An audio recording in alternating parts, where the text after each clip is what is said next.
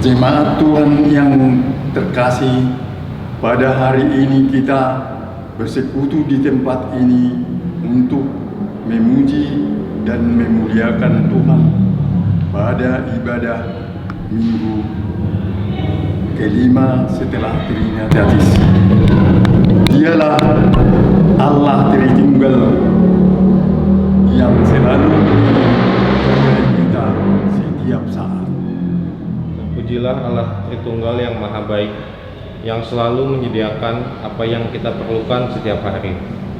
Topik minggu kita hari ini mengajak kita agar mencintai pendidikan. Dengarkanlah, hai anak-anak, didikan seorang ayah dan perhatikanlah supaya engkau beroleh pengertian. Kami memuji Allah Tritunggal karena pada Dia ada nasihat dan pertimbangan, pada Dia ada pengertian, dan pada Dia ada kekuatan. Marilah kita satukan hati dan pikiran kita memuji Tuhan dan memuliakan Allah Tritunggal. Kita bernyanyi dari Kidung Jemaat nomor 10 ayat 1 dan 3.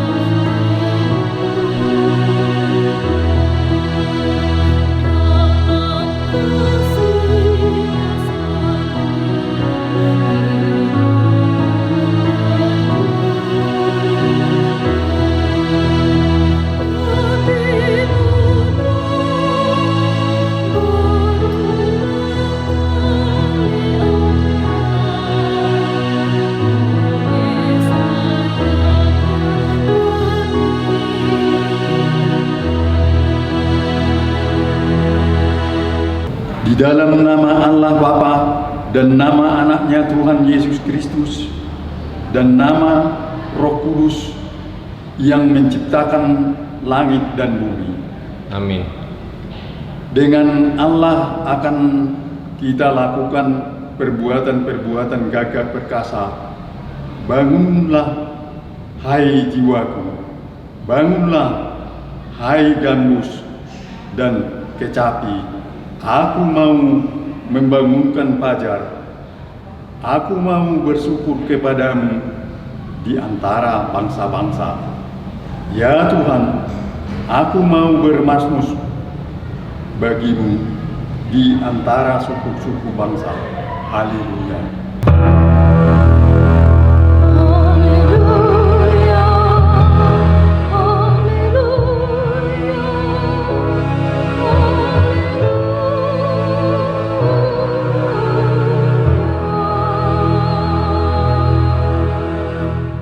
Marilah kita berdoa.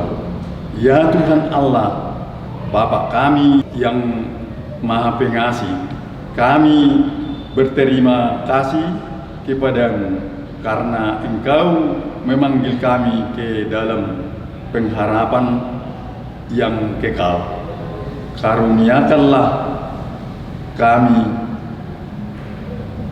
Roh Kudus supaya kami kuat dalam perlawanan mengalahkan keinginan-keinginan duniawi, dan supaya kami mencari hal-hal yang ada di surga. Kuatkanlah kami mengalahkan segala kuat kuasa kegelapan yang sanggup menghalangi perjalanan kami menuju kebahagiaan yang kekal. Teguhkan iman dan pengharapan kami, dan tumbuhkanlah dalam diri kami penguasaan diri, supaya kami menang pada akhirnya, pada saat mana kami akan menerima mahkota kemuliaan karena Anak-Mu Tuhan Yesus Kristus, Tuhan kami. Amin. Kita bernyanyi dari Kidung Jemaat nomor 416 ayat 3.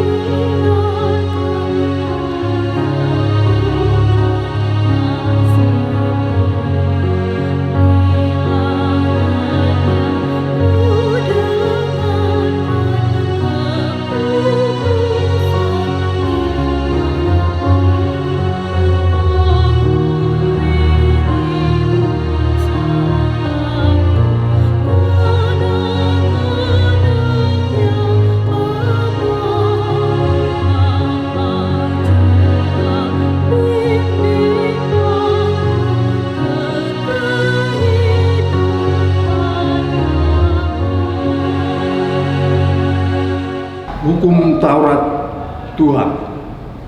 Hukum Tuhan yang ditetapkan untuk kita pada minggu kelima setelah Trinitatis hari ini tertulis dalam Mazmur 111 ayat 10. Permulaan hikmat adalah takut akan Tuhan. Semua orang yang melakukannya berakal budi yang baik.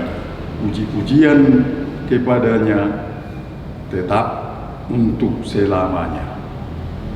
Mari kita bersama-sama memohon kekuatan dari Tuhan kita. Ya Tuhan, kuatkanlah kami untuk melakukan yang sesuai dengan hukum-Mu. Amin. Bernyanyi Kidung Jemaat nomor 389 ayat 1 dan 2.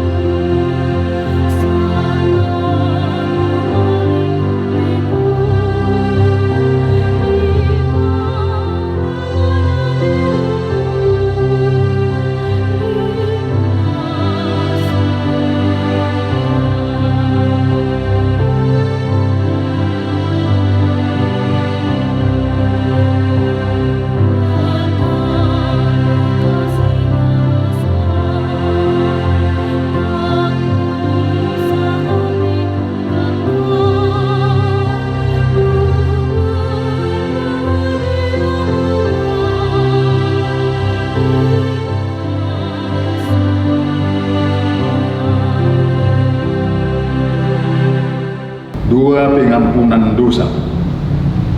Marilah kita merendahkan diri untuk mengaku dosa kita.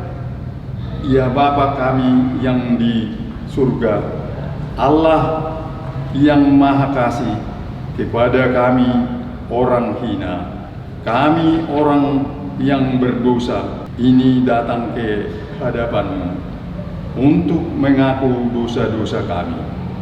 Ya Tuhan Allah Bapa kami telah kembali berkumpul di rumah maupun di gereja sesuai dengan tatanan kehidupan baru yang disebut dengan New Normal Life. Demikian juga kami sudah bisa melakukan pekerjaan kami seperti biasanya. Tetapi di dalam semuanya itu kami harus tetap waspada karena COVID-19 belum berakhir dari muka bumi ini. Kami harus selalu mentaati protokol kesehatan. Kami harus selalu hidup bijaksana untuk menjalani kehidupan kami di dunia ini. Ya Tuhan, padamu ada nasihat dan pertimbangan. Padamu ada pengertian. Dan padamu ada kekuatan. Tolonglah kami melalui hikmat dan kebijaksanaan daripadamu. Ya Tuhan Allah, Engkaulah yang selalu membimbing kami. Berilah kami hikmat, kebijaksanaan, dan kekuatan. Ya Tuhan Allah Bapa kami, kasihanilah dan ampunilah kami. Engkau Tuhan yang kami yakini dan percayai untuk melepaskan kami dari segala mara bahaya yang sedang terjadi. Kini kami berharap kepadamu supaya Engkau memulihkan bangsa kami, perilaku kami dan iman kami, dan kami juga semakin mencintai pendidikan yang Tuhan inginkan bagi kami.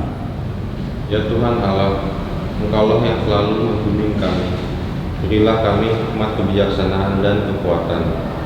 Ya Allah Bapa kami yang di surga, Engkau mengampuni dosa kami, orang yang hina dan tercela ini di dalam anak kesayangan-Mu. Kasihanilah kami, orang yang berduka cita, yang berdosa ini. Nyatakanlah di dalam hati dan jiwa kami ini akan keampunan segala dosa dan kesalahan kami itu.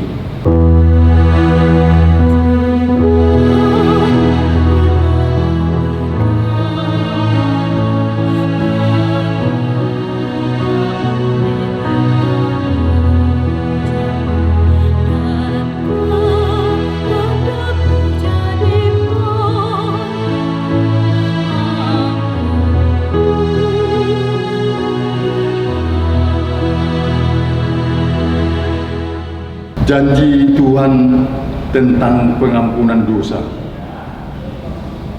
Namun jika seorang berbuat dosa, kita mempunyai seorang pengantara pada Bapa, yaitu Yesus Kristus, yang adil dan Ia adalah pendamaian untuk segala dosa kita, dan bukan untuk dosa saja, tetapi juga untuk dosa seluruh dunia.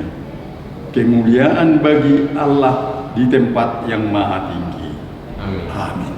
Mari kita bernyanyi PKJ nomor 268 ayat 1.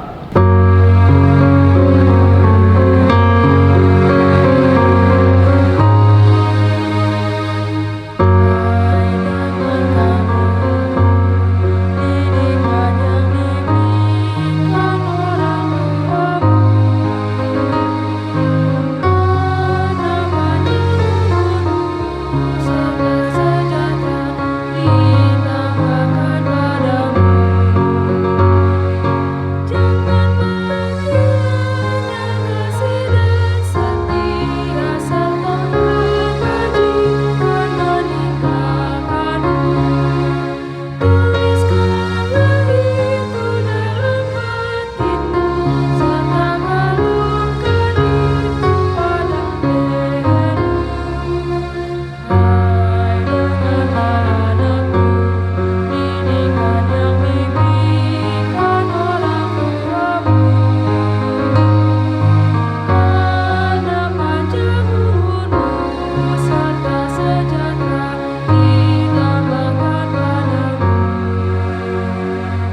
epistel. Firman Tuhan yang menjadi epistel pada minggu kelima setelah Trinitatis ini tertulis dalam Amsal 4 ayat 1 sampai 9. Demikian bunyinya. Dengarkanlah hai anak-anak, didikan seorang ayah, dan perhatikanlah supaya engkau beroleh pengertian. Karena aku memberikan ilmu yang baik kepadamu, janganlah meninggalkan petunjukku. Karena ketika aku masih tinggal di rumah ayahku sebagai anak lemah dan sebagai anak tunggal bagi ibuku. Aku diajari ayahku, katanya kepadaku, biarlah hatimu memegang perkataanku. Berpeganglah pada petunjuk-petunjukku, maka engkau akan hidup. Perolehlah hikmat, perolehlah pengertian. Jangan lupa dan jangan menyimpang dari perkataan mulutku. Janganlah meninggalkan hikmat itu, maka engkau akan dipeliharanya. Kasihilah dia, maka engkau akan dijaganya. Permulaan hikmat ialah perolehlah hikmat, dan dengan segala yang kau peroleh, perolehlah pengertian. Lindunglah dia, maka engkau akan ditinggikan. Engkau akan dijadikan terhormat apabila engkau memeluknya. Ia akan mengenakan karangan bunga yang indah di kepalamu. Mahkota yang indah akan dikaruniakannya kepadamu. Demikian firman Tuhan. Berbahagialah orang yang mendengarkan firman Tuhan serta memeliharanya dalam hatinya. Amin. Mari kita bernyanyi PKJ nomor 279 ayat 1.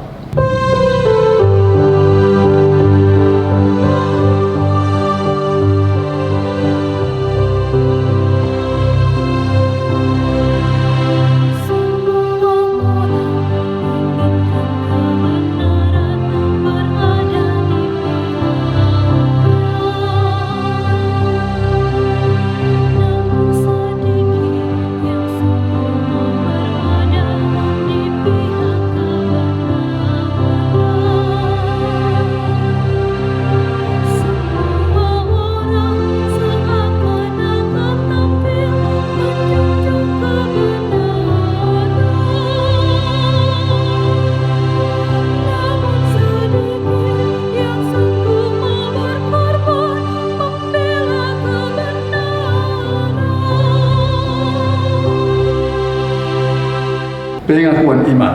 Marilah kita bersama-sama mengaku iman kepercayaan kita sebagaimana teman-teman seiman di seluruh dunia. Kita bersama-sama mengucapkannya. Aku percaya kepada Allah, Bapa yang Maha Kuasa, Khalik langit dan bumi. Aku percaya kepada Yesus Kristus, Anaknya yang tunggal Tuhan kita, yang dikandung daripada Roh Kudus, lahir dari anak darah Maria, yang menderita sengsara di bawah pemerintahan Pontius Pilatus, disalibkan, mati dan dikuburkan, yang turun ke dalam kerajaan maut, pada hari yang ketiga bangkit pula dari antara orang mati, naik ke surga, duduk di sebelah kanan Allah, Bapa yang Maha Kuasa. Dari sana akan datang kelak untuk menghakimi orang yang hidup dan yang mati. Aku percaya kepada Roh Kudus dan adanya satu gereja yang kudus, persekutuan orang kudus, pengampunan dosa, kebangkitan daging, dan hidup yang kekal. Amin. Mari kita bernyanyi Kidung Jemaat nomor 309 ayat 1.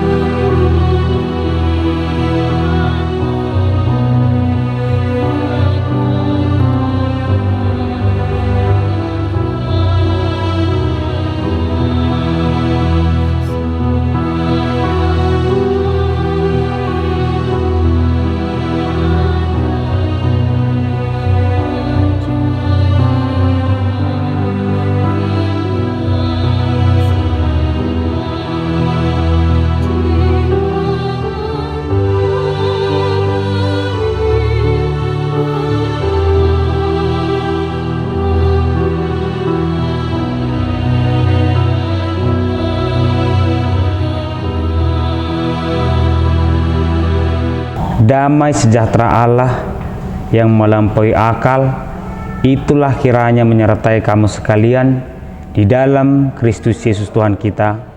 Amin. Firman Tuhan tertulis di Lukas pasal 6 ayat 39 sampai 42. Yesus mengatakan pula suatu perumpamaan kepada mereka. Dapatkah orang buta menuntun orang buta? Bukankah keduanya akan jatuh ke dalam lubang? Seorang murid tidak lebih daripada gurunya. Tetapi barang siapa yang telah tamat pelajarannya akan sama dengan gurunya. Mengapa engkau melihat selumbar di dalam mata saudaramu, sedangkan balok di dalam matamu sendiri tidak engkau ketahui?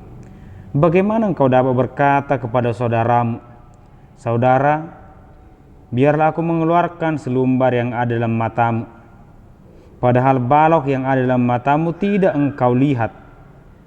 Hai orang munafik, keluarkanlah dahulu balok dari matamu, maka engkau akan melihat dengan jelas untuk mengeluarkan selumbar itu dari mata saudaramu. Demikian firman Tuhan. Selamat hari Minggu untuk kita semua, Bapak Ibu Saudara yang terkasih, jemaat yang dikasihi Tuhan. Firman Tuhan di hari Minggu ini tentang manusia dan sesamanya. Manusia dengan kepintarannya diperhadapkan dengan orang lain. Artinya adalah jika seseorang kita katakan baik, itu kan terbukti ketika kita menghadapkan dia dengan orang lain. Apakah memang kebaikannya memberikan dampak yang positif kepada orang lain atau tidak? Orang yang kaya sama halnya. Apakah dia adalah orang kaya yang baik? Kita tempatkan dia, kita perhadapkan dia dengan orang lain. Apakah kekayaannya itu berdampak positif kepada orang lain? Jika tidak, berarti salah. Demikian juga firman Tuhan dalam ibadah minggu ini berbicara tentang manusia dengan didikan ataupun pendidikan. Artinya, ketika seseorang mencintai pendidikan atau dia adalah orang yang pintar, maka dia akan memiliki sikap yang jelas ketika dia berhadapan dengan orang lain. Ketika orang pintar berselisih paham ataupun berdebat dengan orang pintar, pasti akan berjalan dengan baik, selesai. Ketika orang pintar berhadapan dengan orang bodoh, orang pintar pasti akan tahu bersikap dengan baik. Nah, sebaliknya, bagaimana jika orang bodoh berhadapan dengan orang pintar, berdebat? Pasti tidak akan mau mengalah. Apalagi orang bodoh berdebat dengan orang bodoh. Nah, demikian dalam firman Tuhan ini, bagaimana orang buta menuntun orang buta? Bagaimana orang yang tidak berpendidikan menuntun orang yang tidak berpendidikan? Demikian juga halnya dengan iman. Orang beriman ketika diperhadapkan dengan orang beriman pasti akan muncul kedamaian. Orang beriman diperhadapkan dengan orang yang tidak beriman, pasti yang muncul adalah dia bertindak untuk mencari kedamaian. Tetapi bagaimana jika orang tidak beriman diperhadapkan dengan orang beriman? Dia akan memberontak, bahkan seperti firman Tuhan ini, menghakimi. Dia yang salah tetapi orang lain yang dikatakan salah. Apalagi ketika orang tidak beriman diperhadapkan dengan orang yang tidak beriman. Kita tidak tahu kapan berakhirnya. Bapak Ibu saudara yang terkasih, ada banyak penyakit kepribadian manusia yang sebenarnya bukan karena gangguan kesehatan, tetapi karena pendidikan, karena iman, karena kebiasaan, bukan karena penyakit. Nah, kenyataannya permasalahan karakter ini bisa merusak orang lain. Yang pertama adalah karakter yang mungkin sering terjadi tapi tidak disadari, histrionik, atau sifat ingin dirinya dipuji atau menonjol. Ketika dia diperhadapkan orang lain itu akan dia peralat bagaimana supaya namanya semakin menonjol di hadapan orang lain. Dia hanya ingin mendapatkan pujian atau sanjungan dari orang lain. Dia bersikap baik kepada orang lain bukan karena memang ketulusan hati, tetapi bagaimana supaya dia dipuji dan dia disanjung-sanjung. Inilah sebuah penyakit kepribadian. Yang kedua adalah contohnya kepo, mengurusi yang bukan urusannya. Baik kelebihan ataupun kekurangan orang lain, dia bahas sangat berlebihan. Apakah ini sebuah gangguan kejiwaan? Bisa jadi. Kesalahan orang lain dia umbar-umbar, dia bahas. Padahal kesalahannya sendiri pun banyak. Nah, kita mengakui bahwa dalam kehidupan kita pun kita berhadapan dengan orang-orang yang memiliki kelebihan dan kekurangan. Firman Tuhan hari ini kita diperhadapkan dengan orang yang memiliki kekurangan, baik kekurangan iman ataupun kekurangan ilmu pengetahuan. Bagaimana sikap kita? Nah, bagaimana sikap kita kepada mereka adalah tergantung bagaimana kepribadian kita. Jika kita orang beriman, jika kita orang pintar, maka jelas sikap kita adalah sikap yang benar. Tetapi bagaimana jika kita adalah orang buta, diperhadapkan dengan orang yang lain? Wah, ini kan bahaya. Sehingga Yesus menegur keras dengan berkata, "Hai orang munafik."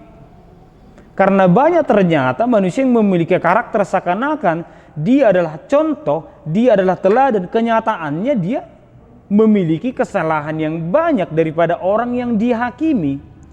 Contoh pertama adalah ketika murid-murid Yesus diperhadapkan dengan orang yang melakukan kebaikan padahal bukan pengikut Yesus. Sama halnya dengan kita orang Kristen, kita mempersoalkan orang lain yang melakukan kebaikan meskipun dia bukan orang Kristen. Dia kan bukan Kristen. Dia baik tapi dia bukan orang Kristen. Dia salah dong. Nah, Yesus menegur keras, bukan di situ persoalan ataupun status seorang pengikut, bukan hanya sebatas nama. Ketika murid-murid diperhadapkan dengan seorang perempuan Kanaan, usirlah itu Yesus. Padahal si perempuan ini orang baik. Jadi karakter ataupun penyakit kejiwaan itu untuk menjudge seseorang itu tidak baik sudah ada. Demikian juga orang Farisi yang dilihat di dalam teks ini ketika mereka diperhadapkan dengan orang Samaria atau orang Yahudi dengan orang Samaria. Dia orang Samaria, dia penyembah berhala.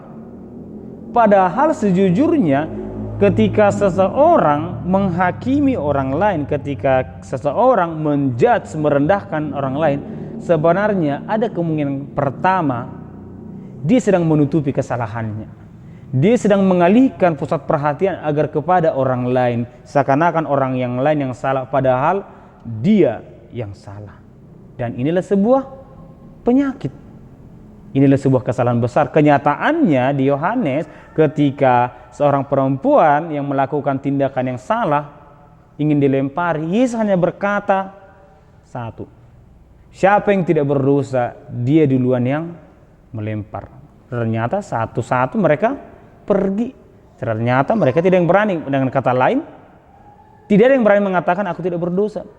Oleh karena itulah ketika kita diperhadapkan dengan orang lain, kita perlu melihat siapa diri kita.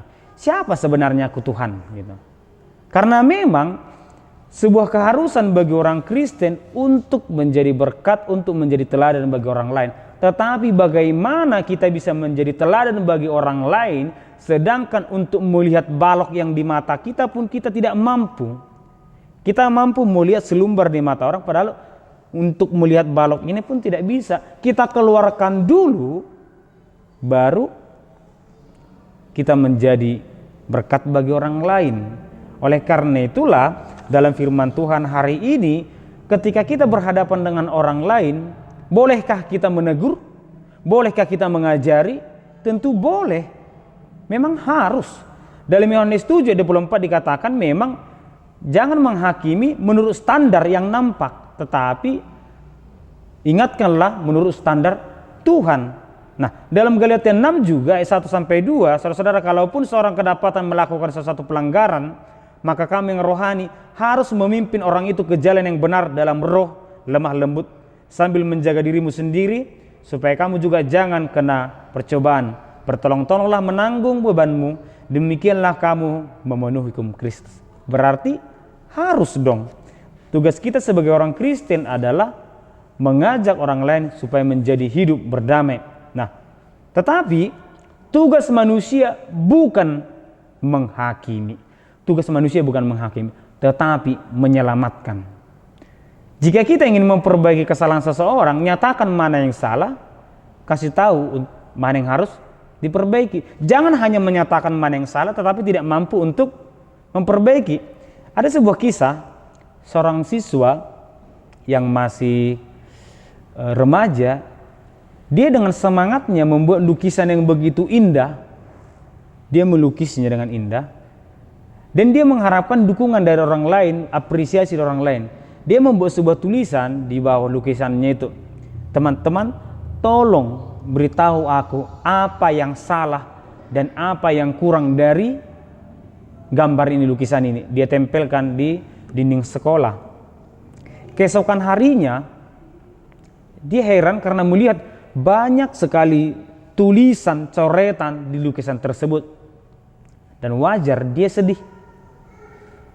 Dia coba melukis dengan hal yang semakin bagus lagi, belajar dari apa yang diingatkan orang. Dia buat lagi, ditempelkan dengan tulisan yang sama. Besoknya hal yang sama terjadi, banyak tulisan yang mengungkapkan kekurangan daripada lukisannya. Dan dia juga semakin sedih. Tetapi gurunya menjumpai dia, ada apa? Kenapa kau begitu sedih? Dia menceritakan apa yang terjadi.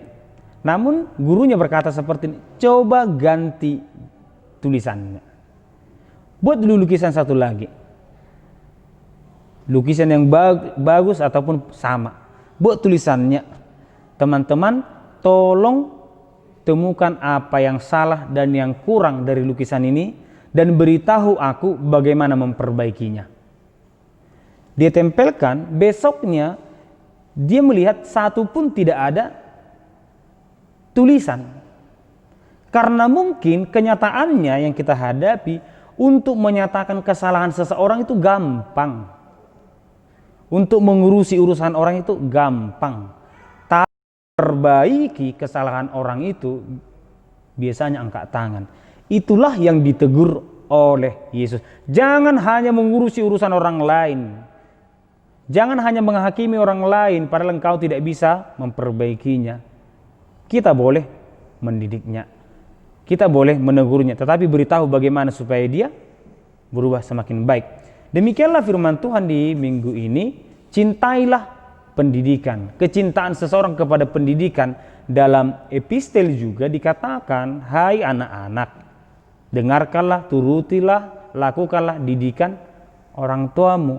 Artinya semua orang yang di dunia ini belajar.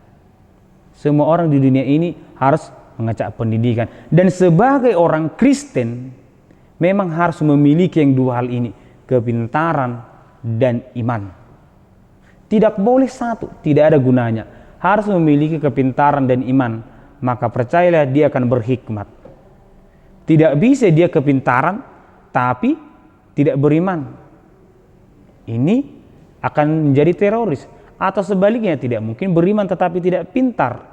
Ini juga nanti akan menjadi orang yang mau membunuh diri. Apalagi tidak pintar, tidak beriman. Gak ada gunanya hidup.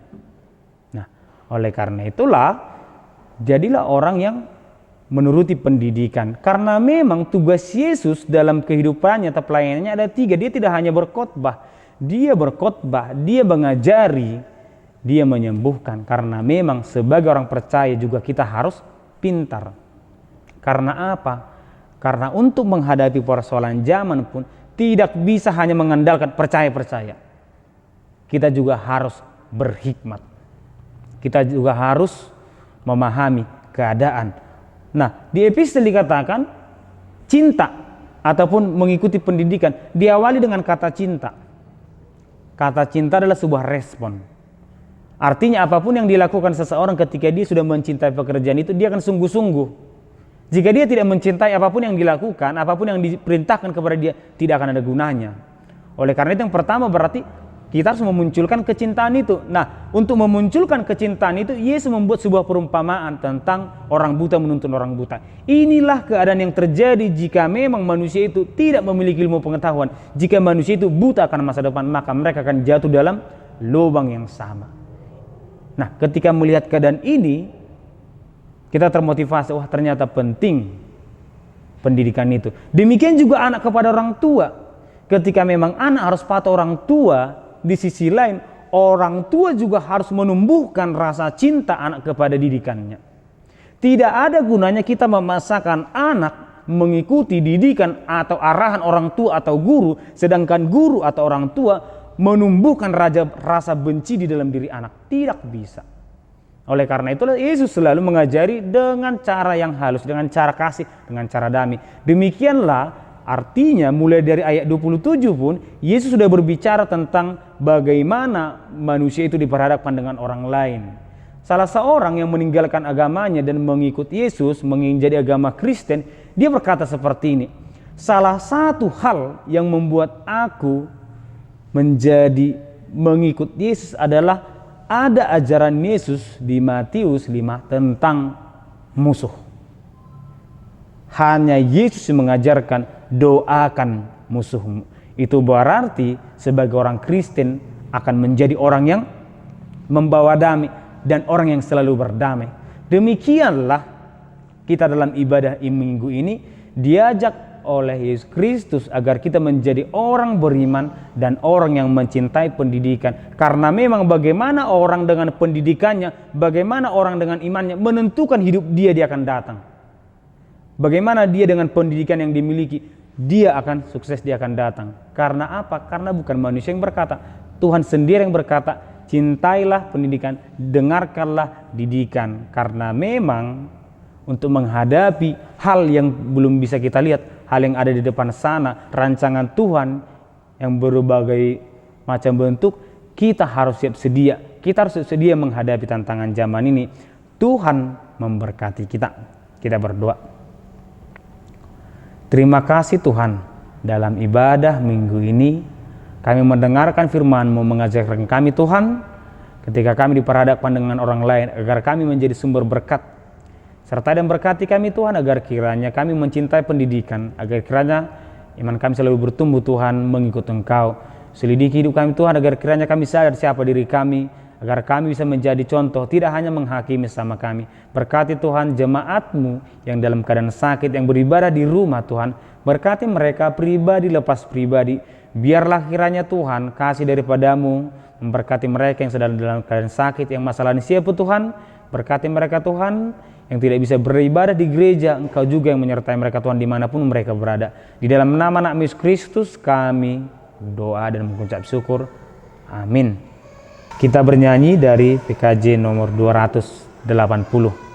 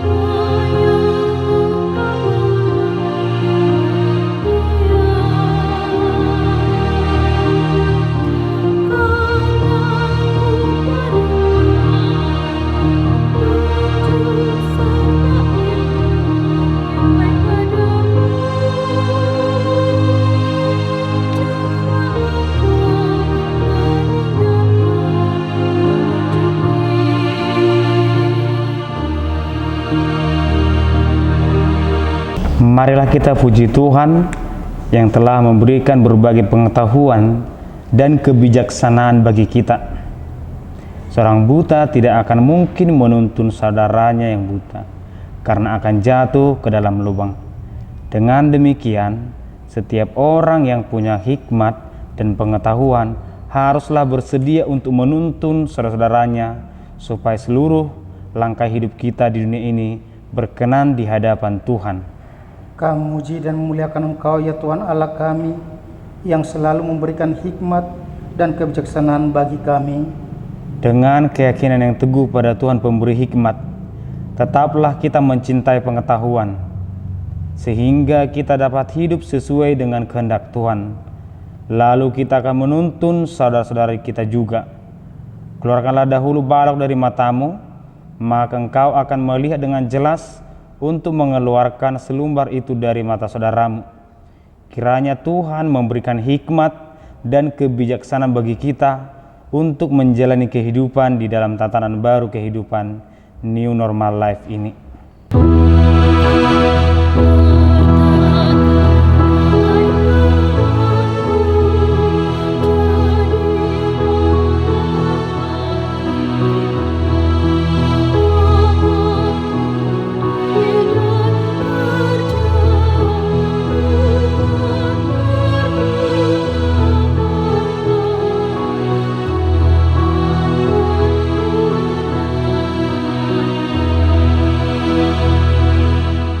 Marilah kita mendoakan persembahan kita. Ya Allah Bapa kami yang di sorga, kami mengaku bahwa Tuhan adalah sumber dari segala karunia yang melimpah dalam kehidupan kami masing-masing. Sebagian daripada karunia itu, kami serahkan kembali sebagai persembahan kepada Tuhan. Terimalah berkatilah persembahan umat-Mu ini, agar dapat kami pergunakan untuk pekerjaan dan pelayanan kerajaan Tuhan di dunia ini. Bukalah hati kami untuk mengenal betapa banyak berkat dan karunia yang kami peroleh dari Tuhan, supaya kami senantiasa bersyukur kepadamu di dalam nama Yesus Kristus Tuhan kami. Amin.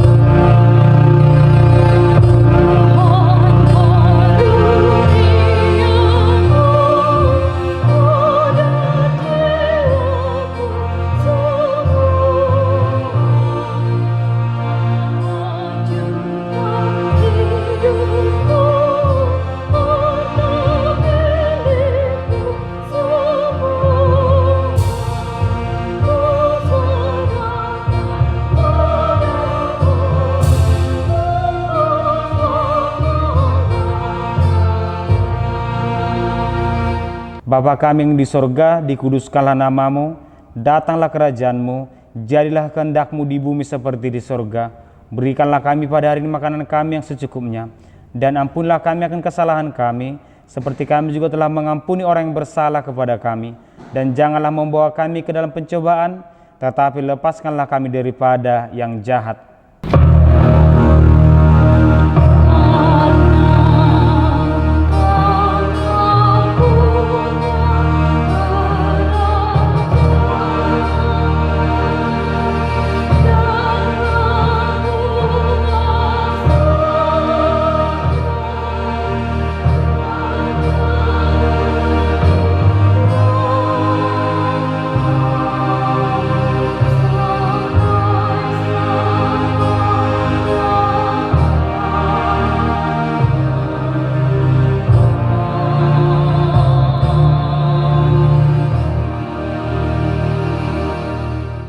Terimalah berkat Tuhan. Tuhan memberkati engkau dan melindungi engkau. Tuhan menyinari engkau dengan wajah-Nya dan memberi engkau kasih karunia. Tuhan menghadapkan wajah-Nya kepada engkau dan memberi engkau damai sejahtera. Amin.